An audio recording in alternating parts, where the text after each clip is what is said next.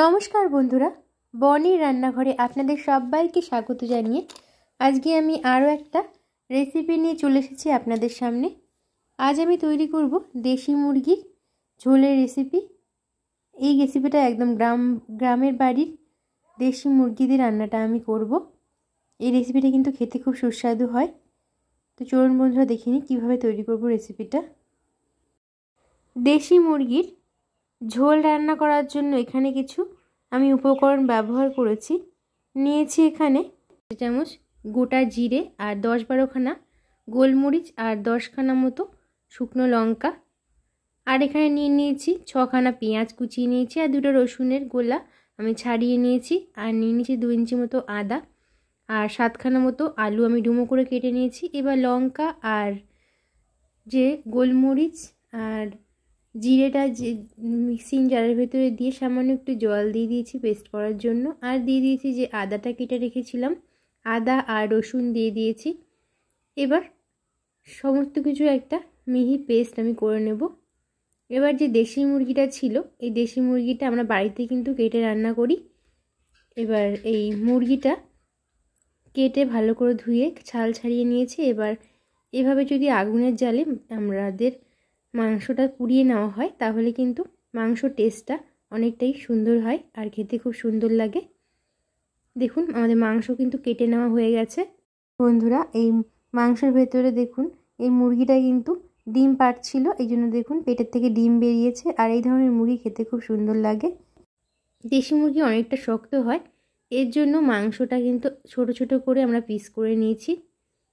ভালো করে ধুয়ে পরিষ্কার করে নেওয়ার পর এখানে মাংসটা ম্যারিনেট করার জন্য স্বাদ মতো নুন দিয়ে দিয়েছি, আর 2 চামচ মতো হলুদ গুঁড়ো দিয়েছি, আর দিয়ে দিয়েছি এখানে আদা রসুন আর যে লঙ্কার পেস্টটা করেছিলাম সেই পেস্টটা আমি এখানে দিয়ে দিয়েছি। আর এখানে ম্যারিনেট করার জন্য সর্ষের তেল দিয়ে দিচ্ছি বেশ খানিকটা, আর দিয়ে দেবো এখানে 3টা তেজপাতা। এবার সমস্ত মশলার সাথে মাংসটাকে ভালো করে মেখে নেব। দেখুন এভাবে ম্যারিনেট করে নেব, ম্যারিনেট করে কিছুক্ষণ রেখে দেব। দেখুন ভালো করে মশলার সাথে কিন্তু মাংসটাকে মেখে নেওয়া হয়ে গেছে, এবার রেখে দেব। এবার রান্নাটা করে নেব। আমি রান্নাটা কিন্তু এখানে উনানেই করব। উনানে মাংস রান্নার টেস্টটাই কিন্তু আলাদা হয়। এবার এখানে আমি কিছুটা সাদা তেল দিয়ে দিয়েছি কড়াইতে, দিয়ে এখানে আমি আলুগুলোকে দিয়ে দিয়েছি, কেটে রাখা আলুগুলোকে হালকা লালচে করে ভেজে তুলে নেব। দেখুন আলু কিন্তু ভেজে নেওয়া আমাদের হয়ে গেছে। এবার এই এক্সট্রা যে সাদা তেলটা আছে এটা আমি তুলে নেব। আর রান্নাটা আমি যে করব সে রান্নাটা আমি সর্ষের তেলেই করব। এবার কিন্তু বেশ খানিকটা সর্ষের তেল দিয়ে ফোড়নের জন্য একটা শুকনো লঙ্কা দিয়ে দিয়েছি। শুকনো লঙ্কাটা ভাজা ভাজা হয়ে গেলে এবার আমি এখানে দিয়ে দিচ্ছি যে পেঁয়াজ কুচিয়ে রেখেছিলাম 6টা, সেই পেঁয়াজটা আমি এখানে তেলের ভেতরে দিয়ে ভাজা করে নেব। যতক্ষণ না পেঁয়াজটা নরম হচ্ছে, ততক্ষণ হালকা লালচে হচ্ছে, ততক্ষণ পেঁয়াজটাকে ভেজে নিয়েছি। এবার এখানে দিয়ে দেবো যে ম্যারিনেট করে রেখেছিলাম মাংসটা, সেই মাংসটা এখানে আমি দিয়ে দেব। দিয়ে আমি মাংসটাকে কষিয়ে নেব। উনানের জালটা এই সময় একদম কিন্তু বেশি নিভু নিভু করে দেওয়া নেই, একটু মিডিয়াম জালে দেওয়া আছে উনানটাকে, আগুনটা। এভাবে আস্তে আস্তে সমস্ত মাংসটাকে কষিয়ে নিতে হবে। দেখুন মাংসটা কতটা তেল বেরিয়েছে, দেখুন মাংসটা কিন্তু অনেকটাই কষে এসছে, তেল কতটা বেরিয়েছে আপনারা দেখতেই পাচ্ছেন। আর এই মাংসটা কিন্তু দেশি মুরগিটা অনেকটাই শক্ত হয়।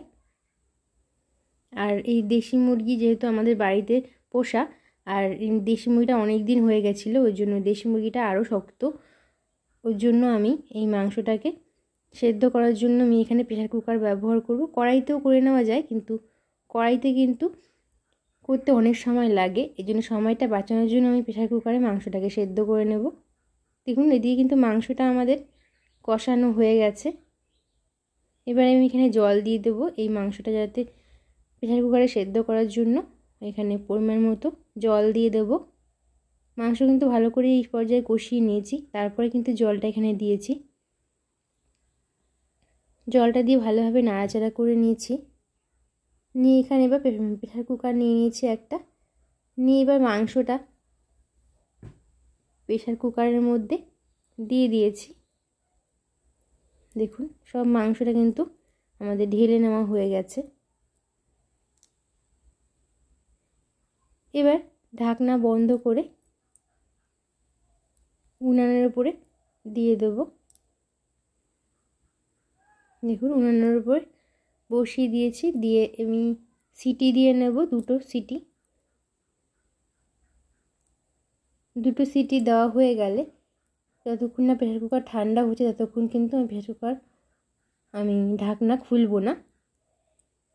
এবার এই উনানের ওপরে আরও কিছুটা জল আমি দিয়েছি, প্রায় 2 কাপ মতো জল আমি গরম করে নিয়েছি।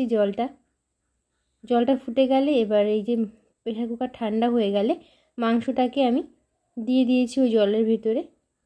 আমি কিন্তু আলুটা আগে দেইনি, কারণ আলু যদি প্রেসার কুকারে দিই তাহলে কিন্তু আলুটা একদম গলে যাবে, যেহেতু ভাজা আর্ধেকই সেদ্ধ রয়েছে। এবার কড়াইতে দিয়ে দেওয়ার পর এবারে আমি দিয়ে দেবো আলু দিয়ে মাংসের সাথে ভালো করে নাড়াচাড়া করে মিশিয়ে নেব। মাংস যত টকবক করে ফুটবে ততই কিন্তু মাংসর টেস্টটা, কাঠের জালে মাংসর টেস্টটা আরও সুন্দর হবে। দেখুন এভাবে ফুটিয়ে নেব আরও মিনিট 5 এভাবে ফুটিয়ে নিলেই কিন্তু আমাদের রান্নাটা হয়ে যাবে। এভাবে ফুটিয়ে নিলে দেখুন রান্নাটা কিন্তু হয়ে এসেছে, মাংসটাও কিন্তু সেদ্ধ হয়ে গেছে, আলুটাও গলে গেছে। এবার আমি দিয়ে দেবো এখানে গরম মশলা 1 চামচ, দিয়ে ভালোভাবে নাড়াচাড়া করে মিশিয়ে নেব। আমার রান্নাটা কিন্তু এই পর্যায়ে একদম তৈরি হয়ে গেছে। দেখুন গরম গরম ভাতের সাথে কিন্তু এই মাংসটা খুবই খেতে ভালো লাগে। আমি দেখে নিচ্ছি একটা মাংস যে কতটা সেদ্ধ হয়েছে। একদম কিন্তু ভালো করে মাংসটা সেদ্ধ হয়ে গেছে। এবার আমরা উনান থেকে মাংসটাকে নামিয়ে নেব। তাহলে বন্ধুরা আমি দেখুন ঠান্ডা হয়ে যাওয়ার পর আমি একটা গামলাতে নামিয়ে নিয়েছি মাংসটা, অনেকটা পরিমাণে মাংস। এই মাংসটা গরম গরম ভাতের সাথে আপনারা বা রুটির সাথে খেতে পারেন। তাহলে বন্ধুরা আজকের মতো আমার রেসিপি এই পর্যন্ত। আমার রেসিপিটা যদি ভালো লেগে থাকে তাহলে আমার চ্যানেলটিকে সাবস্ক্রাইব করে পাশে থাকবেন, লাইক কমেন্টস শেয়ার করবেন। আবার দেখা হবে অন্য কোনো নতুন ভিডিওর সাথে। ততক্ষণ আপনারা সবাই সুস্থ থাকবেন, ভালো থাকবেন। ধন্যবাদ।